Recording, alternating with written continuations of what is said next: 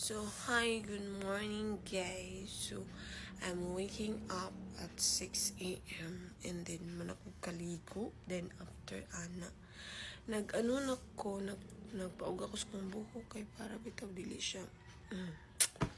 So, na-wake up na din yung akong bata usa. Kay, buwan ng wika karon. So, mga unsa miha. Mga unsa inahay sa say hi. Bye. So, wala pasad na sugod no. Ikahuman ani is kining magsayaw na sila Alton.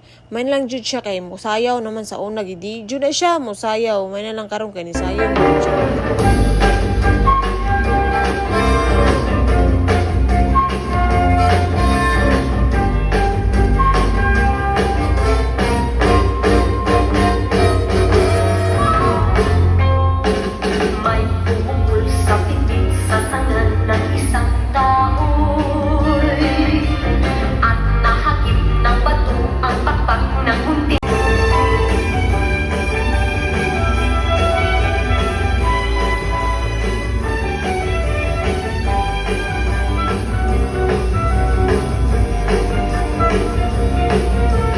May tumungol sa piting sasangan ng isang kahoy at nahagip ng bato ang papak ng munting ibon.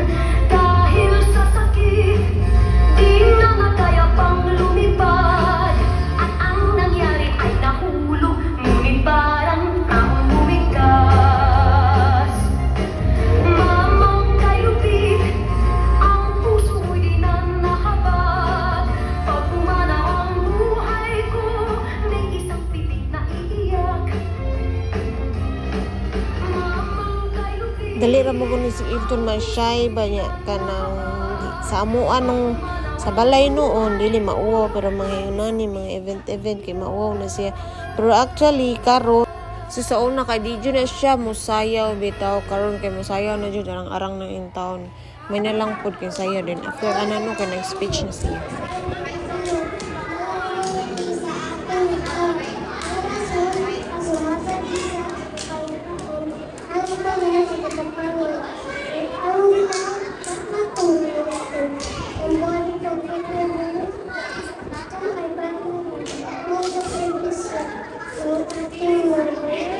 Ano kay na-memorize ra jud niya abi lang nako bag nakalimot na ba so wa ra gihapon nakalimot din ko ara noon kana medyo hinay lang jud siya nya depende guro kay saba mangusto kani siya is nag-ano na sila nag picture na sila kay human naman sila sa ilahang mga performance dira picture na sila as the parents, teachers and all and so on mga bata pod so